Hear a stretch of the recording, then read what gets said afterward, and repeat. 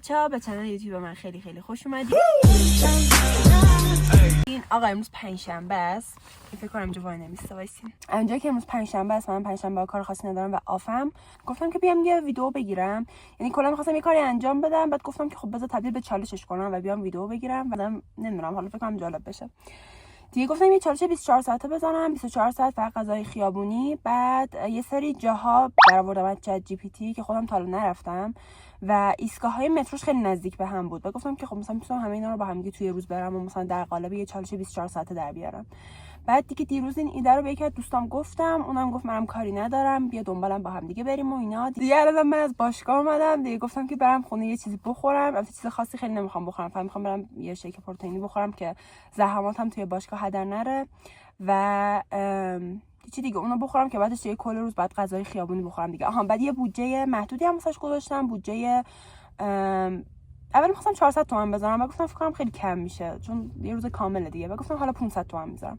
حالا بین 500 تا 600 تومن. حالا بریم ببینیم که چه جوری میشه. همه غذاها رو یعنی همه چی رو واسهتون ویدیو میگیرم دیگه. همین دیگه، بریم ببینیم چی میشه. برم بالا الان یه شیک بخورم، آماده شم، بعد برم دنبال دوستم، بعد ماشین رو بذاریم دم مترو که با مترو بریم. و هوام خیلی آلوده است، یعنی همه جا باید ماسک بزنم به احتمال خیلی زیاد. خیلی ذوق دارم. بریم ببینیم چی میشه. ان شاءالله خوب پیش بره. خب بچه‌ها من آماده شدم. من دارم میام دنبال دوستم. بیفته، شاید بیفته. کم آوردم از این ماسکای خیلی خفن چند لایه که وقت مریضش صبر کنیم بره. یه برو. این جوشم هم هنوز هست. من دوستم رسیده. طبق معمول فکر کنم من اینجا باید یه 10 دقیقه وایسم. بذار بهش زنگ بزنم. کیوته عزیزم. بار به دوستم زنگ زدم و گوشیش در دسترس نیست. خب من باید چیکار کنم؟ نمیخوام قور بزنم بلش. قور نمیزنیم. شاید ضربان قلبم بالاست. فکر کنم استرس دارم به خاطر اولین ویدیو یوتیوب. نمیدونم، شاید 102 زیاد محسوب نمیشه ولی خب شدم گرممه، خیلی گرمه، یه عالمه. انگار مثلا میخوام برم میدون جنگ. آب آوردم دیگه، خوردنی که نیاوردم چون قراره خب بریم بخوریم و چالش 24 ساعته باشه. البته 24 ساعت خب قاعدتا کمتر میشه ولی بازم کل روز خب بعد غذای خیابونی بخوریم دیگه. مثلا هیچی نخوردم، مثلا باشگاه بعد یه شیک درست کردم، همین دیگه، چیز دیگه نخوردم. چه عجب دوستم اومد. من نمیدونم که قراره این چالش رو شروع کنیم. دوستم اومد گفتش که یه چیز جا گذاشتم، دوباره برگشت رفت بالا. دیگه منم همینجا وایسادم. بچه این نکنین چقدر کیوته، خودم درستش کردم با نمک.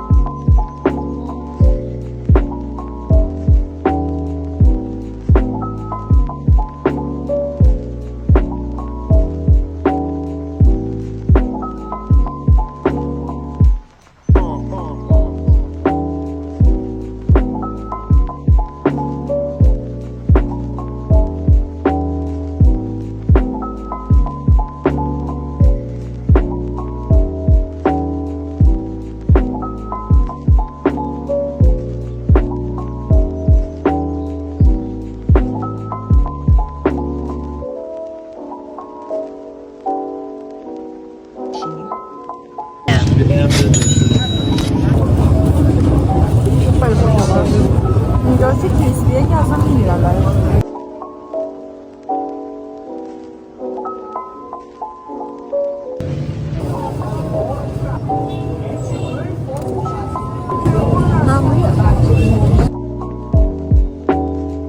رفتیم وارد داخل پل نوروزخان شدیم. بعد میخواستیم قهوه بخوریم که اینجا رو انتخاب کردم ولی اینجا آب نداشت.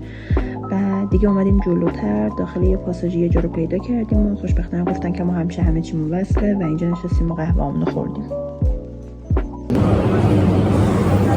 اینجا داخل پل نوروزخانه.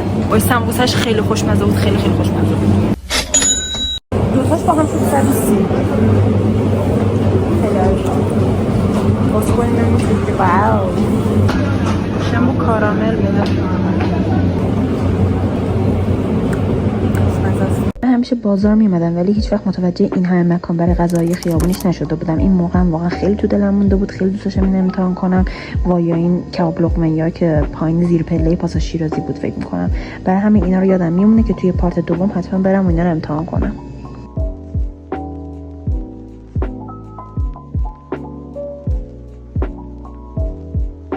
چه خوشگل شب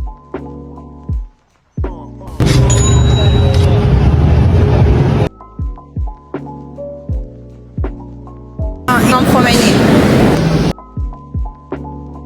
هر نوع غذایی که فکرشو بکنین تو این خیابون بود و خوبیش این بود که از همه غذاهاشون تست میدادن و شما میتونستین نسبت به ذائقه‌تون تصمیم بگیرید که کدوم غذا رو انتخاب بکنید. مشکل جا هم نداشتیم، سر این خیابون میز و صندلی گذاشته بودن.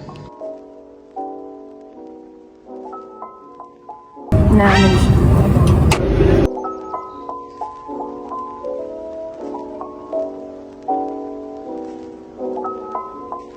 اینا سمبوسه است؟ بله. سمبوسش چیه؟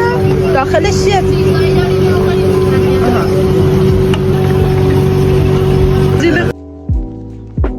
وای اینو نگاه توش کنجده، چه باحاله. چربی خالص، 100% دیابت تضمینی.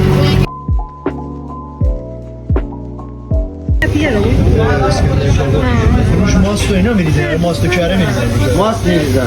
آره نگاه. البته اینجا اینجوری ندارن تو ترکی. دوستان آره گوشتش مرغ نمیخواد؟ نه گوشتش چه مزه‌ایه. مرسی. داره. آدم رو باید بشناسید اینجا داشت. برم. شکر میکنم. نه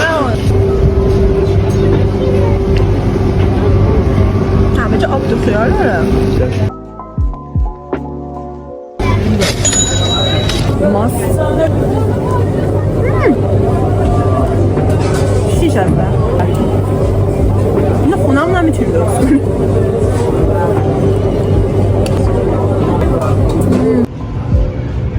خیلی جای خوشگلی بود، بهتون حتما پیشنهاد میکنم بیاین.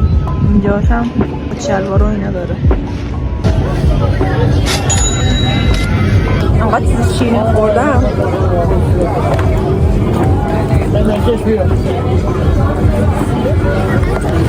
پیاز خوب ندارم. این چیه؟ آها شبیه چیزه شبیه مرغایی که تام و جری نشون میدم و من انقدر گوشتم تو اینا رو میدونم.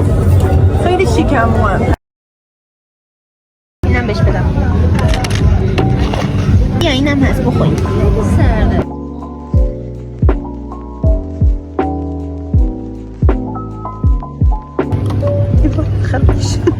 خستگی دارم میمیرم.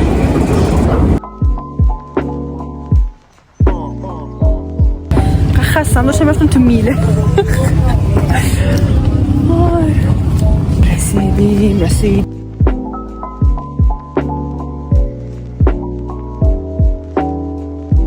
انقدر کارمون طول کشید تو بازار، یعنی دیدی اصلا بازار خوره داره واقعا. میری توش دیگه اصلا در اومدن ازش خیلی کار سختیه چون 1000 تا سوراخ سنبه داره دیگه. رفتیم تو قسمت شکلاتاش، قهوه هاش، ادویه هاش، دیگه تو قسمت لباساش که خیلی نرفتیم ولی خیلی طول کشید. قد خوردم فقط میخوام برم یه چای سبزم کنم بخورم اینا رو بشوره ببره. دیگه 9600 متر تقریبا راه رفتیم دیگه. بس خودم یه چای سبز ریختم قشنگ برام یکم بشوره ببره چیزایی که خوردم. و وای اون سوخاری آخریه که اصلا افتضاح بود، خیلی بد بود.